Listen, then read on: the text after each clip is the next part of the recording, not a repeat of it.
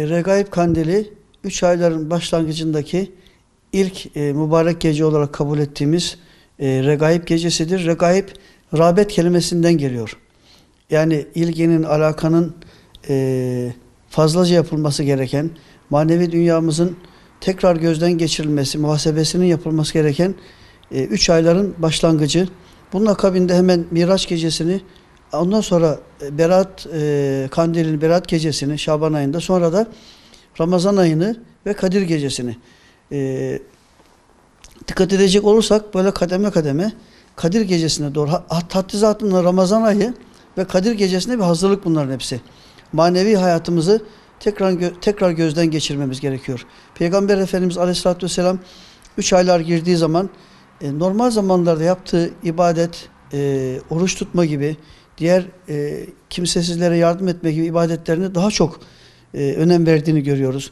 Mesela Ramazan ayında zekatların daha fazla dağıtıldığını görüyoruz. Bu bir tahammül haline gelmiş.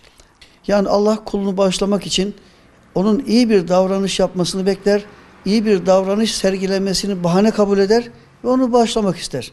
Bu manada da Peygamber Efendimiz 3 aylar girdiğinde şöyle dua etmiştir.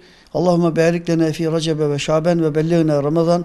Allah'ım Recep ve Şaban ayını bizim için bereketli kıl, mübarek kıl ve bizi Ramazan'a ulaştır. Bakın hep hedefte Ramazan ayı var. Ona işaret ediliyor. Onun için bu ay bizim merhamet eğitimimizin daha fazla olduğu, oruç ibadetini fazlaca yapabileceğimiz, kaza oruçlarımız varsa bunları yapabileceğimiz, özellikle farz namazlarımızda eğer ihmalimiz, kusurumuz, eksiğimiz varsa bunları bir daha gözden geçirmemiz gerekir. Allah'ın bize verdiği maddi imkanları infak, sadaka, zekat konusunda nasıl paylaşıyoruz? Bunların hepsi bize ebedi değil, bunların hepsi geçici. Bunları tekrar bir daha muhasebesini yapmamız gerekiyor. Şunu unutmayalım ki bir önceki sene aramızda olan mübarek 3 aylarda beraber idrak ettiğimiz kardeşlerimizden, tanıdıklarımızdan şu anda aramızda olmayan, dar-ı bakaya irtihal eden, saysak sayılarını belki sayamayız.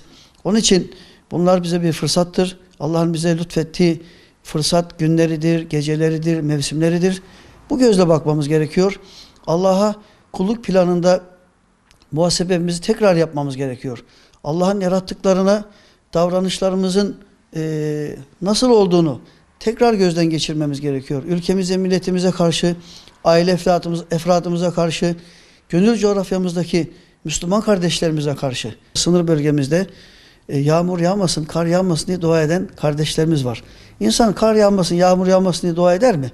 Etmemesi lazım. Ama niye ediyorlar? İmkansızlık içinde oldukları için. Çamurun üzerinde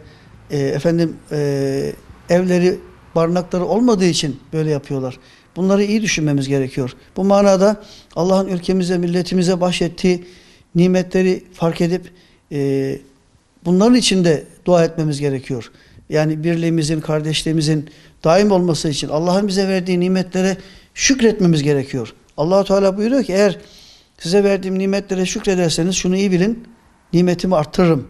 Eğer nimetleri görmezden gelir de bunlara küfrani nimette bulunursanız, yani nimetlerime karşı nankörlük ederseniz şunu iyi bilin ki azabım da çok şiddetlidir buyuruyor. Hem bireysel hayatta hem toplumsal hayatımızda bu geçerlidir bu kural.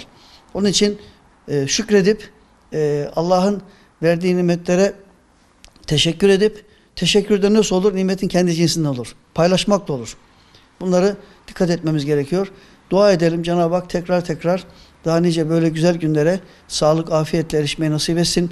İçinde bulunduğumuz bu salgın hastalığı döneminin bir an önce son bulması için de dua edelim. Allah sağlıklı, afiyetli günlerde kendisine razı olduğu kul olarak uzun ömürler ihsan etsin diye dua edelim inşallah.